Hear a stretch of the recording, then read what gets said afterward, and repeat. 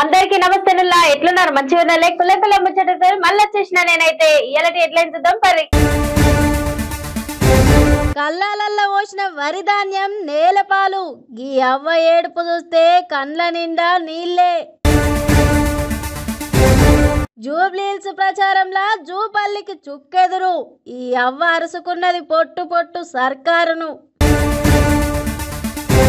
ఢిల్లీలో పెరిగింది వాయు కాలుష్యం కురిపిస్తున్నారట ఆర్టిఫిషియల్ వర్షాలు. చిరంజీవి సార్కి వచ్చింది మస్తు కష్టం డీప్ ఫేక్ ఫోటోలు ఎడిట్ చేసిన వాళ్ళకు చట్టం దేవాలన్నట.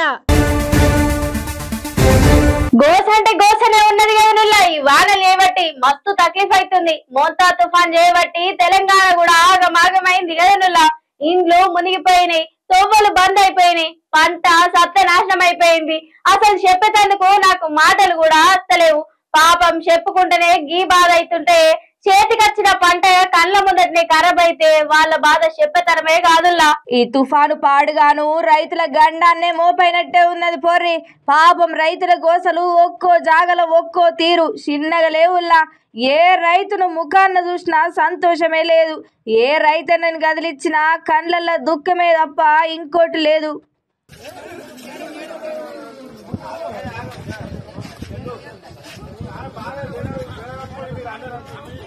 నీ దుఃఖాన్ని ఆపుడు ఎవ్వల తరం కాదు పో.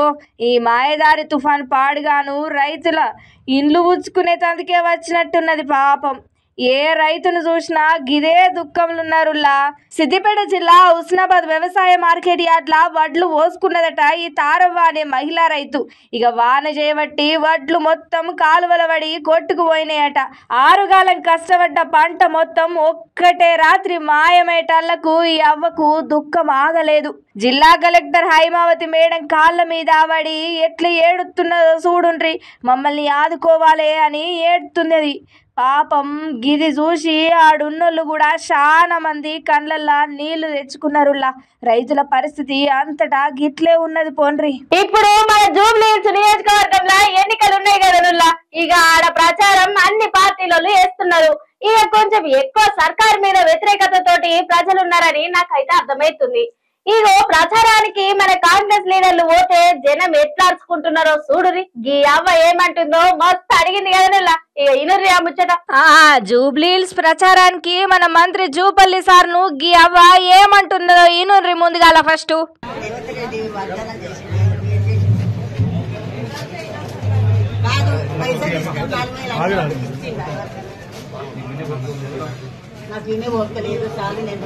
ఎన్నికల ముందుగా ఇచ్చిన హామీలు ఎటువైనాయి? 4,000 రూపాయల పెన్షన్ అంటిరి, ఏడిచ్చిండ్రు. ఫ్రీ కరెంట్ అన్నారు, ఇచ్చిందా వచ్చిందా అని నిలదీసింది. ఎన్నికలప్పుడు ఓట్లు అడిగేటందుకు వస్తున్నారు గాని అటెన్కా పట్టించుకుంటలేరు అని మొగ్గం మీదనే నిలదీసింది జూపల్లి సార్ను. పాపం జూపల్లి సారు ఎంత నచ్చ చెప్పే ప్రయత్నం చేసినా ఈ అవ్వ మాత్రం ప్రశ్నల మీద ప్రశ్నలు వేసేసరికి సారు ముఖం తెల్లగా వేసుకున్నాడులా.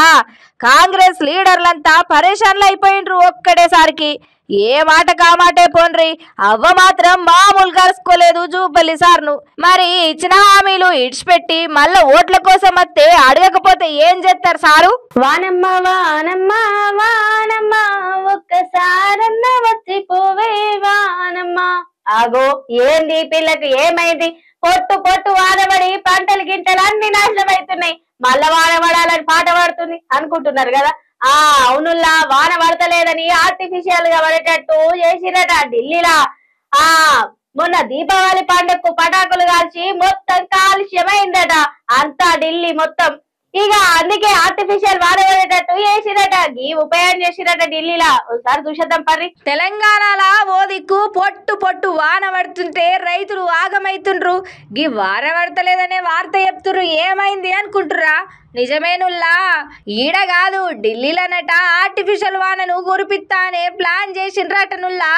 ఇక ఎందుకంటే మొన్న దీపావళి పండుగ నాడు టపాసులు కాల్చి ఇక కాలుష్యాన్నంతా పెంచిండ్రట ప్రజలంతా. అందుకే సర్కారు మేఘామతనం అని ఓ కార్యం ముంగటేసుకున్నది, కానీ అది విఫలమైందటనుల్లా.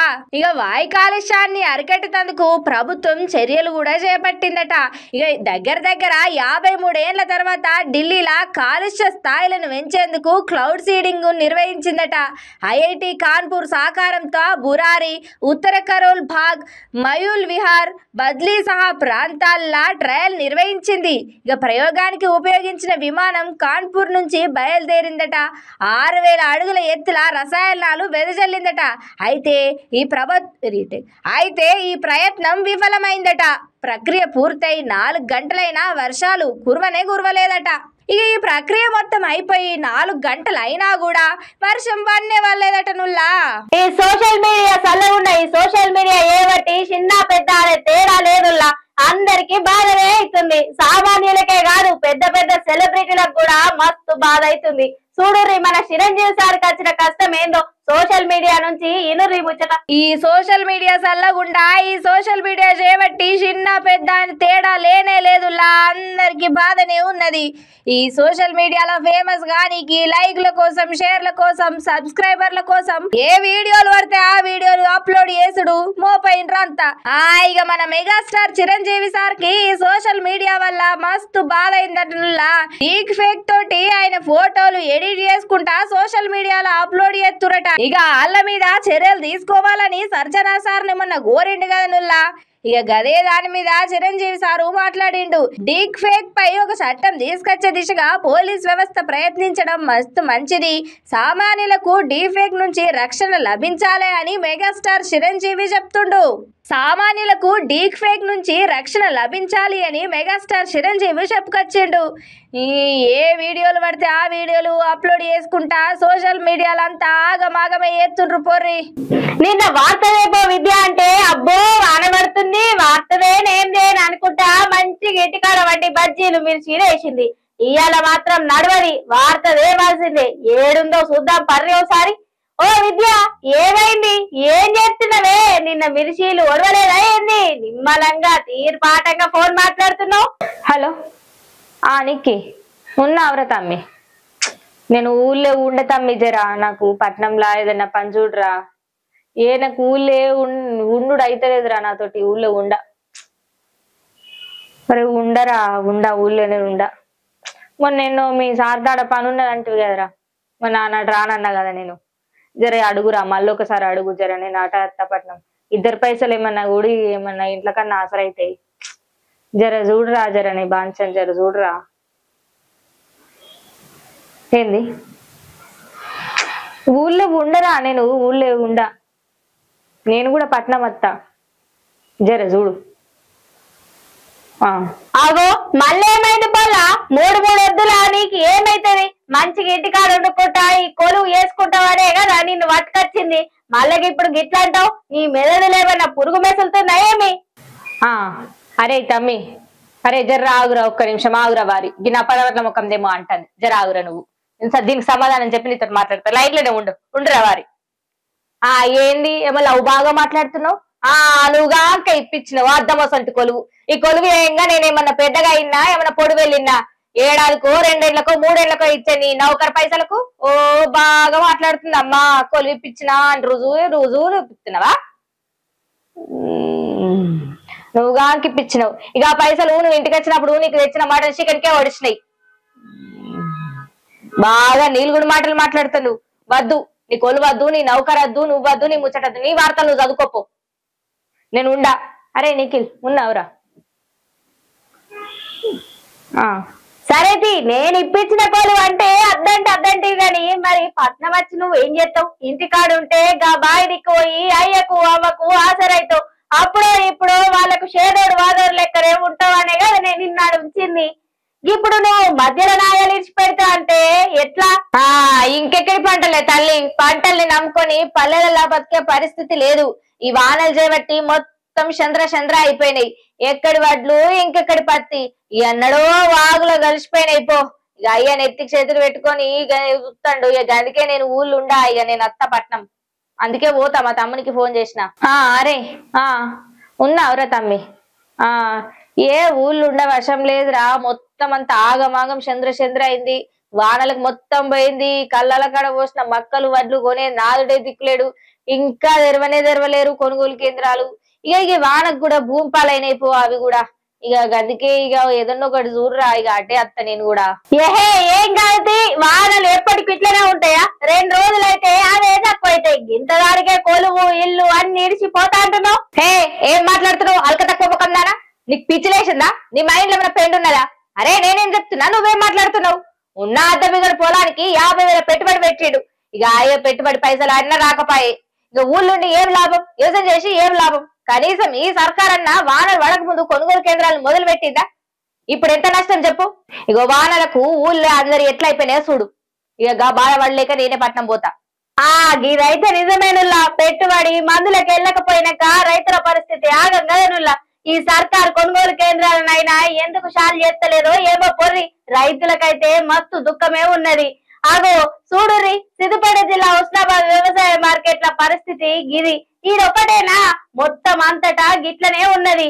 ఇగో గీడ చూడుర్రి గీ అన్న కొనుగోలు కేంద్రం షాలుగాకనే అకాల వర్షం చేయంగా తీవ్రంగా నష్టపోయినమని పంటను చూపించుకుంటా తల్లడిల్లుతున్నాడు గీ రైతన్న ఇగో గీడ కూడా గీ అన్న కొనుగోలు కేంద్రాలు షాలుగాకనే అకాల వర్షం చేయంగా తీవ్రంగా నష్టపోయినమని పంటను చూపించుకుంటా తల్లడిల్లుతున్నాడు గీ రైతన్న మా రైతన్నల గోసెదలిగి రేవంత్ రెడ్డి నాశనం అయిపోతాం అనుకుంటా ఆగ్రహం కూడా వ్యక్తం చేస్తున్నాడు పాపం కళ్ళ ముందే కన్న పిల్లల లెక్క కాపాడుకున్న పంటలు నాశనం అయితే కళ్ళ నుంచి నీళ్లు కాదు రక్తమే వస్తదుల్లా పాపం రైతన్నల బతుకు ఆగమైంది పొర్రి అకాల వర్షం చేయబట్టి ఓ దిక్కులు వాళ్ళు పడి తెలంగాణ అంతా ఆగమైతుంటే సర్కార్ మాత్రం మొద్దు నిద్రపోతుంది మా బాధలు పట్టించుకోరా ఇక ఎమ్మెల్యేలంతా ప్రచారంలో బిజీగా ఉంటారు ఇక మన ముఖ్యమంత్రి సారేమో టూర్లకు ఊట్లో బిజీ ఉంటాడు గింత పెద్ద వానత్తే రైతులకు కష్టాన్ని చూడాలి కదా పాపం వాళ్ళ బాధలు నడుచుకోవాలి కదా కానీ సార్ ఏడికి పోయిండు తెలుసా పెళ్లికి పోయిండట పాపం ఆ పెళ్లికి పోకపోతే పెళ్లి పిల్లగాడు పెళ్లి పిల్లకు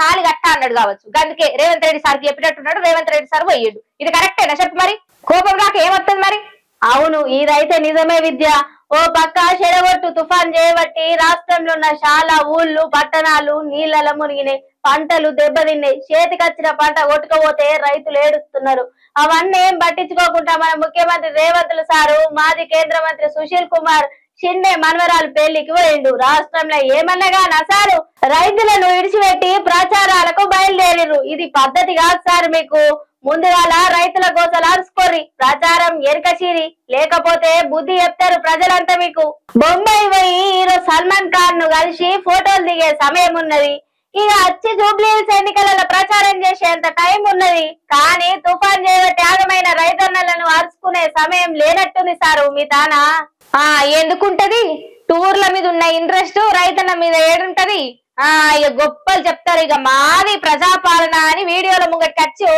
పెద్ద పెద్ద మాటలు మాట్లాడతారు మన మంత్రి శ్రీధర్ బాబు ఏమన్నాడు ఏకేనా 30 ఏళ్ళు ఉంటది మా సర్కార్ అంటే 30 ఏళ్ళు ఎట్లుంటది సార్ 30 ఏళ్ళు ఉంటది 30 ఏళ్ళు కాదు 60 ఏళ్ళు ఉంటది మీదే సర్కారు 6 గ్యారెంటీలు ఇచ్చిండ్రు కదా 6 గ్యారెంటీలు మొత్తం అమలు చేసిర్రు అందుకే మళ్ళీ 30 ఏళ్ళు మీదే సర్కార్ వస్తుంది మహిళలకు అదేమంటారు ముసలిలకు పెన్షన్ ఇచ్చిర్రు రైతురి కళ్యాణ లక్ష్మి ఇచ్చి రైతురి అందరికి అన్ని అరుసుకుని రైతు బంధు ఇచ్చిరి రుణమాఫీ ఎత్తిరి అన్ని ఎత్తిరి అందుకే మీదే ఉంటది ఇంకా 30 ఏళ్ళు ఉంటది మీ సర్కారు